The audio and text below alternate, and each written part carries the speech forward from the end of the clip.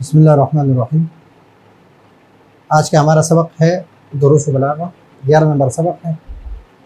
پچھلے سبق میں ہم پڑھ چکے تھے کہ بلاغت کی تعریف کر چکے ہیں ہم، لغوی اور اصطلاحی تعریف، اور اس کے بعد ہم یہ کہہ سکتے یہ پڑھ چکے ہیں کہ بلاغت جو ہے یہ صفت واقع ہو رہی ہے کس کی، کلام کی بھی اور متکلم کی بھی۔ یعنی ہم کہہ سکتے ہیں کہ الکلام بلیغ اور المتکلم بلیغ، یعنی یہ بلیغ جو ہے یہ کلام کی بھی صفت بن رہا ہے، اور یہ بلیغ یہ متکلم کی بھی، یعنی کلام کو بھی ہم بلیغ کہہ سکتے ہیں اور متکلم کو بھی ہم بلیغ کہہ سکتے ہیں۔ فبلاغت الکلام، اب یہاں سے کلام بلیغ کی تعریف ہے، کلام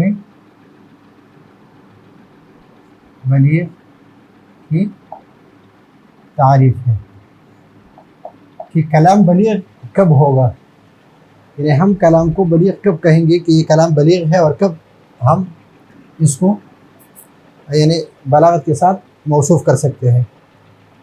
تو اس کے لیے دو چیزیں ہیں، ایک یہ کہ کلام کا مطابق مقتضی حال کے مطابق ہونا، اور دوسری بات کہ اس میں فصاحت ہو۔ فصاحت کلام ہم پڑھ چکے ہیں کہ اس کے کلمات بھی فصیح ہوں، اور اس میں تین چیزیں ہو، تنافر حروف، تین چیزوں سے پاک ہو، تنافر حروف سے اور ضعف تعلیف سے اور تعقید سے، ان سے پاک ہو تو وہ فصیح ہوتا ہے۔ اس کے ساتھ ساتھ کلام فصیح بھی ہو اور مقتضی حال کے مطابق بھی ہو، تو اس کو ہم کہیں گے کلام بلیغ۔ یعنی کلام بلیغ ہم اس وقت کہیں گے جب وہ فصیح ہو، کلام فصیح ہو اور مقتضی حال کے مطابق ہو، تو اس کو ہم کلام بلیغ کہیں گے، اس کو ہم کلام بلیغ کہیں گے۔ دو باتیں ہو گئی اس میں، ایک فصاحت ہو کلام میں، کلام فصیح ہو، اور کلام فصیح ہونے کے ساتھ ساتھ وہ مقتضی حال کے مطابق ہو، تو اس کو ہم کہیں گے کلام بلیغ۔ پہلی قید جو ہے مطابقتہ لمقتضی الحال، کہ وہ مقتضی حال کے مطابق ہو، مقتضی حال کے مطابق ہو، مع فصاحتہ، یہ ہی ضمیر جو ہے مطابقتہ، یہ کس کے الکلام، مطابقت الکلام لمقتضی الحال مع فصاحتہ، یہ فصاحت الکلام، مع فصاحت الکلام، کہ کلام فصیح بھی ہو اور وہ کلام مطابق ہو مقتضی حال کے، تو اس کلام کو ہم کہیں گے کلام بلیغ۔ یہ تو ہو گئی اس کی تعریف کہ کلام بلیغ کب ہو، کہ وہ کلام فصیح ہو اور فصاحت کے ساتھ ساتھ وہ مقتضی حال کے مطابق ہو، تو اس کلام کو ہم کلام بلیغ کہیں گے۔ یہ ہے اس کی تعریف۔ اب یہاں پر تین چیزیں ہو گئی، ایک فصاحت، چار چیزیں ہیں، فصاحت ہے نمبر ایک، نمبر دو حال ہے، نمبر تین مقتضی ہے، اور نمبر چار مطابقت ہے۔ فصاحت کے بارے میں تو ہم پچھلے اسباق میں پڑھ چکے ہیں۔ آج کے سبق میں یہاں سے لے کر یہاں تک ان تینوں کو ہم حل کریں گے کہ حال کیا ہے، مقتضی حال کیا ہے، اور مطابقت اس کے ساتھ، یعنی کلام کے مطابق، کلام کب مطابق ہے کس کی، مقتضی حال کی، اس کے بارے میں ہم ابھی اس میں پڑھیں گے۔ ابھی یہاں پر والحال، حال کس کو کہتے ہیں؟ حال کہتے ہیں وہو الامر، وہ امر ہے، الحامل جو آمادہ کرتا ہے یا ابھارتا ہے، متکلم کو، بات کرنے والے کو، اعلیٰ اس بات پر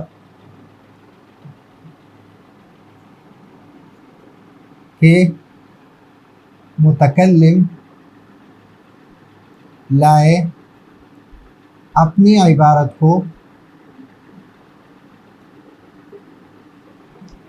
ایک خاص انداز پر، ایک خاص انداز پر۔ حال کہتے ہیں کس کو؟ وہو الامر الحامل، اس امر کو کہتے ہیں جو امر جو ہے آمادہ کرتا ہے متکلم بات کرنے والے کو، اعلیٰ اس بات پر کہ ایوردہ کہ متکلم لائے عبارتہ اپنی عبارت کو اعلیٰ صورت مخصوص مخصوص انداز کے مطابق، یعنی متکلم جو ہے اپنی عبارت کو مخصوص انداز کے مطابق لائے، مخصوص انداز سے اپنی عبارت کو لائے۔ اور حال کو والحال ویسمى بالمقام، اور حال کو مقام بھی کہتے ہیں، یعنی حال کے دو نام ہیں، ایک حال اور ایک مقام، دو ہو گئے۔ علی ای یورد عبارتہ علی صورت مخصوصۃ، حال اس کو کہتے ہیں کہ حال وہ امر ہے کہ جو آمادہ کرتا ہے یا ابارتا ہے بات کرنے والے کو اس بات پر، یعنی بات کرنے والے کو اس چیز پر آمادہ کرتا ہے کہ وہ اپنے عبارت کو مخصوص انداز میں لائے، کہ وہ اپنے عبارت کو مخصوص انداز میں لائے۔ ابھی اس کی تفصیل آگے ذکر کریں گے۔ والمقتضی، یہ ہے مقتضی کی تعریف، والمقتضی، اور مقتضی کو ویسمى الاعتبار المناسب، اور مقتضی کو اعتبار مناسب بھی کہتے ہیں۔ جس طرح حال اور مقام دونوں ایک چیز ہے، اس طرح المقتضی، مقتضی اور الاعتبار المناسب،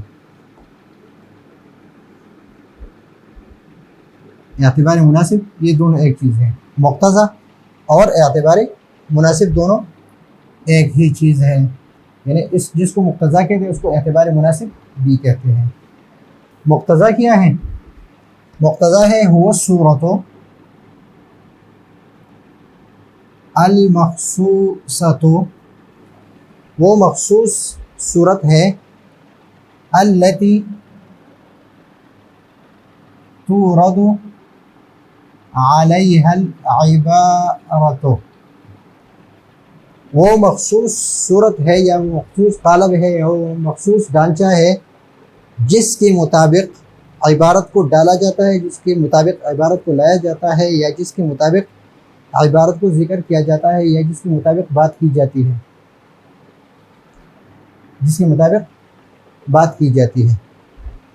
مثلا اب یہاں پر تفصیل بیان کر رہا ہے، مثلا یہاں پر یوردو، اس میں ہو ضمیر جو ہے وہ متکلم کی طرف راجع ہے، اور توردو، توردو یہ اس کا فاعل ہے، اور یہ فعل مجہول ہے، یہ نائب فاعل ہے، اور صیغہ کیا ہے؟ واحد مؤنث، واحد مؤنث کا صیغہ ہے۔ مثلا ابھی اس کو حل کرتے ہیں کہ حال کی مثال کیا ہے، مقتضی کی مثال کیا ہے، اور کلام کا مقتضی حال کے مطابق ہونا کس طرح ہے، تو اس کو ہم ذکر کرتے ہیں۔ مثلا المدح حال،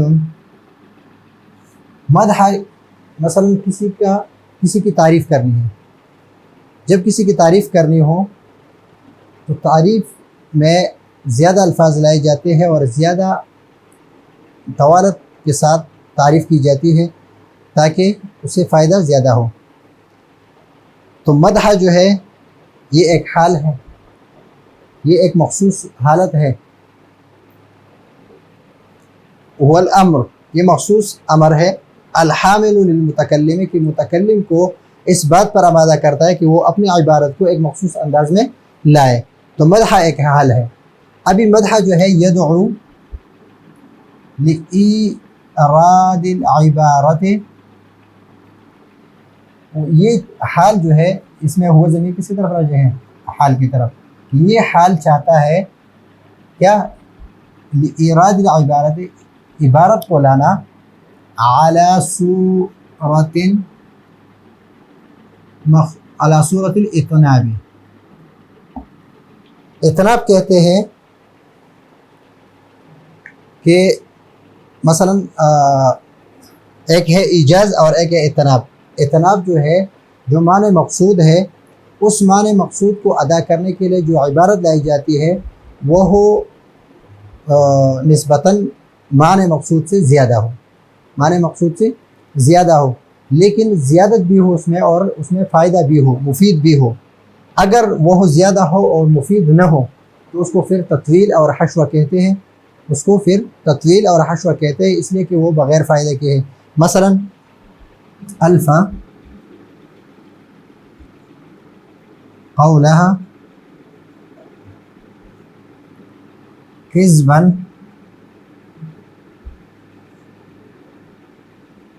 ومینا.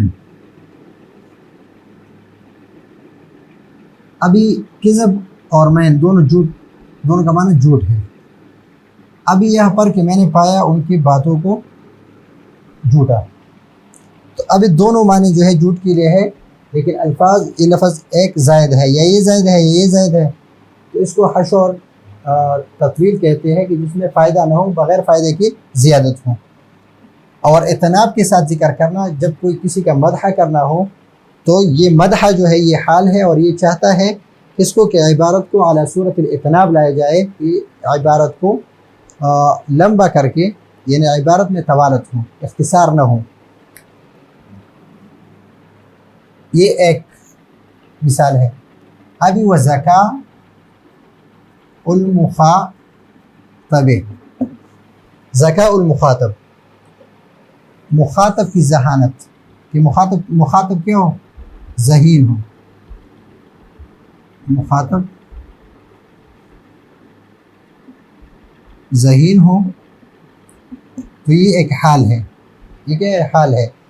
مخاطب جو ہے وہ تھوڑی سی بات ایجاز کے ساتھ آپ بات ذکر کریں گے تو وہ سمجھ جاتا ہے، اس کو مختصر الفاظ میں بات ذکر کرتے ہیں. مثلا ایجاز کس کو کہتے ہیں؟ ایجاز کہتے ہیں کہ معنی مقصود کو کے لیے جو عبارت لائی جاتی ہے وہ عبارت جو ہے وہ معنی سے نسبتاً کم ہو، لیکن جو غرض ہے، غرض اس سے پوری ہو رہی ہو. غرض کیا ہو؟ پوری ہو رہی ہو، تو اس کو کہتے ہیں ایجاز. اگر غرض پوری نہیں ہو رہی ہے، الفاظ کم ہے لیکن غرض پوری نہیں ہو رہی، تو اس کو ایجاز پھر نہیں کہتے، پھر اس کو اخلال کہتے ہیں. اخلال، اور وہ اس سے فائدہ نہیں ہو رہا. تو یہاں پر ذکاء المخاطب یہ بھی ایک حال ہے. اور یدعو لإرادها، ابھی یہ بھی چاہتا ہے لإراد ہاں کس کی طرف ہے؟ ایراد العبارت على صورت الایجاز،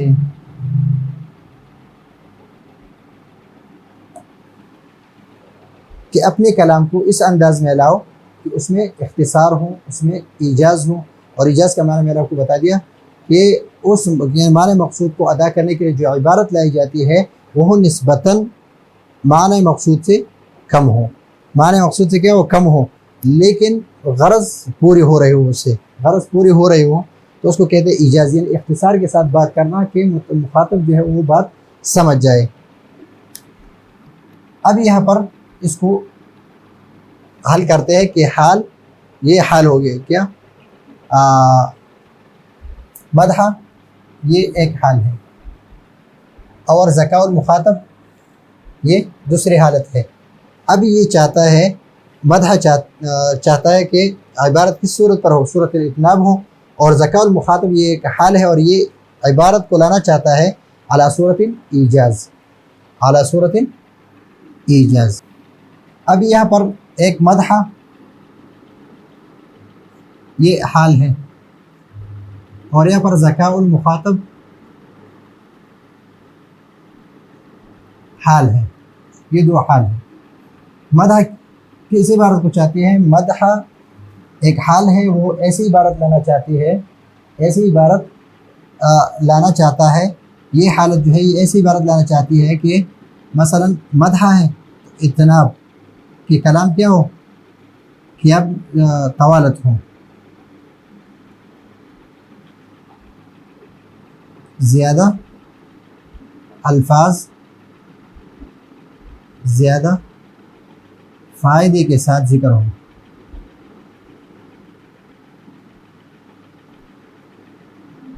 ذکاء المخاطب یہ ایک حال ہے اور یہ چاہتا ہے کہ کلام میں کیا ہو؟ ایجاز ہو، یعنی جو ذہین مخاطب ہوتا ہے اس کے لیے آپ تھوڑی سی بات کر دیں، اشارہ ہی کر دیں تو وہ سمجھ جاتا ہے، تھوڑی سی بات سے وہ بہت بڑی بات سمجھ جاتا ہے۔ تو ایجاز ہو، اس میں ایجاز کس کو کہتے ہیں کہ اس میں اختصار ہو، معنی مقصود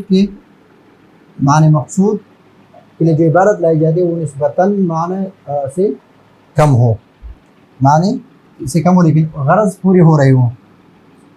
ابھی یہ ایجاز مدح ایک حال ہے، وہ چاہتے کہ اطناب ہو، ذکا ایجاز ہو۔ فکل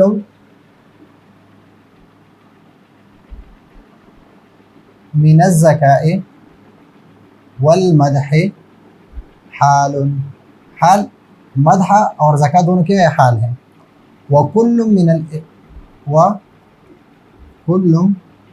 من الاطناب والایجاز، یہ ایجاز اور یہ ایجاز اور یہ اطناب یہ دونوں کیا ہے؟ یہ مقتضا ہے، یعنی یہ حال جس چیز کی تقاضا کرتے ہیں وہ مدح کس چیز کی تقاضا کرتے ہیں کہ اطناب ہو۔ یہ دوسرے کون سا ہے کہ یہاں پر ذکاء المخاطب یہ تقاضا کرتے ہیں کہ ایجاز ہو، جس کا مقتضا ایجاز ہے اور اس کا مقتضا کیا ہے؟ اطناب ہے۔ اب یہاں پر یہاں سے لے کر یہ مطابقت ہوئی ہے۔ اب مدح کا مقتضا کیا ہے؟ اطناب، ذکاء المخاطب ایجاز، یہ چاہتا ہے کہ میرے لیے کیا ہو؟ اطناب ہو، یہ چاہتا ہے کہ ایجاز ہو۔ ابھی آپ مدح میں اگر ایجاز لائے اور ذکاء المخاطب کے لیے اطناب لائے، یا کلام کو طویل کر دیں، یعنی آپ نے کیا مثلا یہاں پر اطناب اور یہاں پر ایجاز، مدح چاہتا ہے کہ اطناب ہو، ذکا چاہتا ہے کہ ایجاز ہو، اور آپ نے بھی ویسا اپنی عبارت کو ویسا ہی لایا جس طرح یہ مقتضی حال ہے۔ مقتضی حال کیا ہے؟ مدح کے لیے اطناب اور ذکا کے لیے ایجاز، اور آپ نے اپنی عبارت اور کلام کو بھی ویسا ہی لایا تو آپ نے اس کی مطابقت کی۔ وہ ایراد الکلام، اور متکلم کا کلام لانا اعلی صورت الاطناب، صورت الاطناب فی المدح والایجاز عند ذکاء المخاطب۔ مخاطب ذکی ہے تو کلام کا ایجاز کے ساتھ لانا اور مدح کی حالت میں اطناب کے ساتھ لانا مطابقتاً للمقتضى، تو یہ کلام جس طرح وہ چاہتا ہے مقتضی حال چاہتا ہے اور آپ نے کلام ویسا ہی لایا تو یہ ہے مطابقت لمقتضى الحال، یعنی جس طرح مدح چاہتا ہے کہ کلام میں اطناب ہو، ذکا چاہتا ہے ذکاء المخاطب کی ایجاز ہو، اور آپ نے کلام کو بھی ویسا ہی اطناب کے ساتھ مدح میں اور ذکاء المخاطب کی صورت میں اپنی ایجاز کے ساتھ کلام کو ذکر کیا تو اس کو کہتے ہیں مطابقتہ لمقتضى الحال۔ ابھی مدح کی حالت میں آپ نے اطناب کے ساتھ کلام کو ذکر نہیں کیا، یعنی عبارت کو اطناب کے ساتھ نہیں لایا، اور ذکاء المخاطب کے وقت آپ نے ایجاز سے کم نہیں لیا، تو یہ ہے عدم مطابقتہ، عدم مطابقت الکلام لمقتضى الحال، پھر یہ مطابقت نہیں ہے۔ لیکن اگر جس طرح حال چاہتا ہے مدح میں یا ذکا میں، مدح میں اطناب اور ذکا میں ذکاء المخاطب میں ایجاز، اور آپ نے کلام بھی ویسا ہی ذکر کر دیا، تو اس کو کہتے ہیں مطابقت لمقتضی الحال۔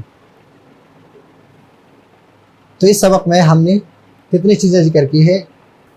اس سبق میں ہم نے ایک کلام بلیغ کی تعریف کو ذکر کیا کہ کلام کب بلیغ ہوگا، وہ اس صورت میں کہ پہلے تو کلام فصیح ہو، فصاحت کے ساتھ ساتھ وہ مقتضی حال کے مطابق بھی ہو، وہ کلام مقتضی حال کے مطابق ہو اور اس کلام میں فصاحت ہو، یعنی فصاحت کے ساتھ ساتھ وہ مقتضی حال کی مطابق بھی ہو۔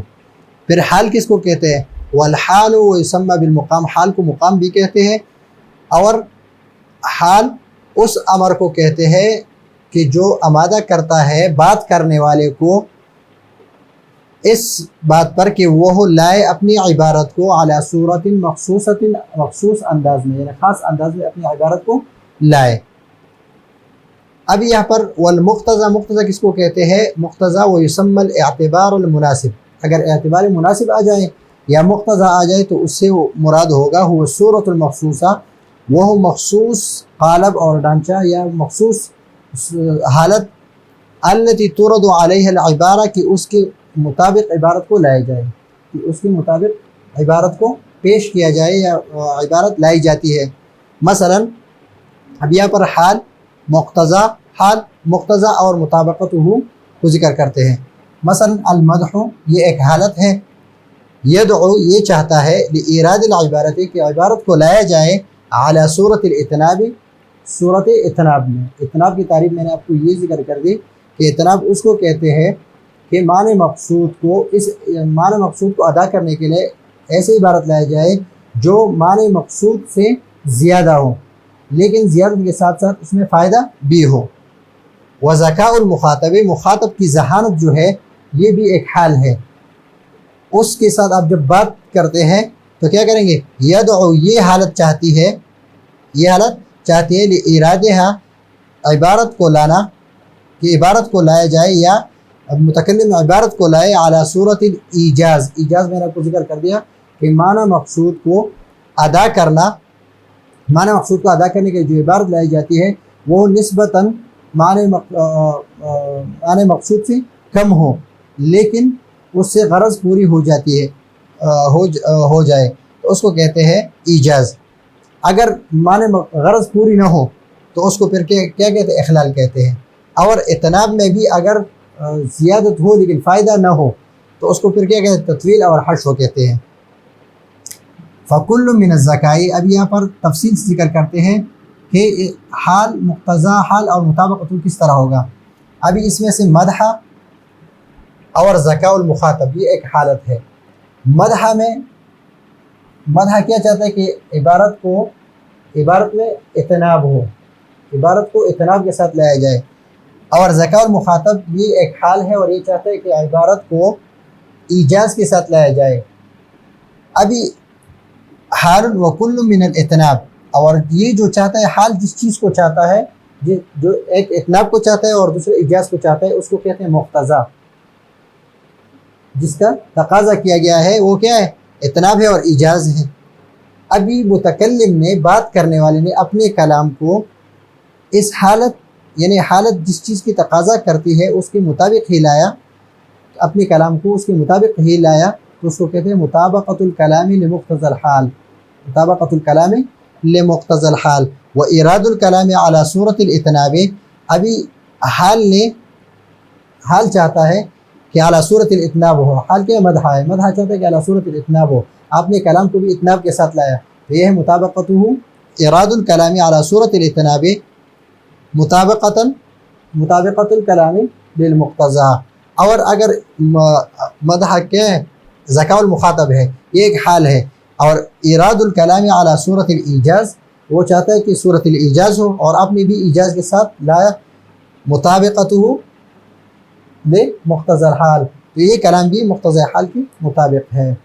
تو یہ ہے آج کا ہمارا سبق، اگلے سبق کے لیے اجازت چاہتے ہیں، اللہ حافظ۔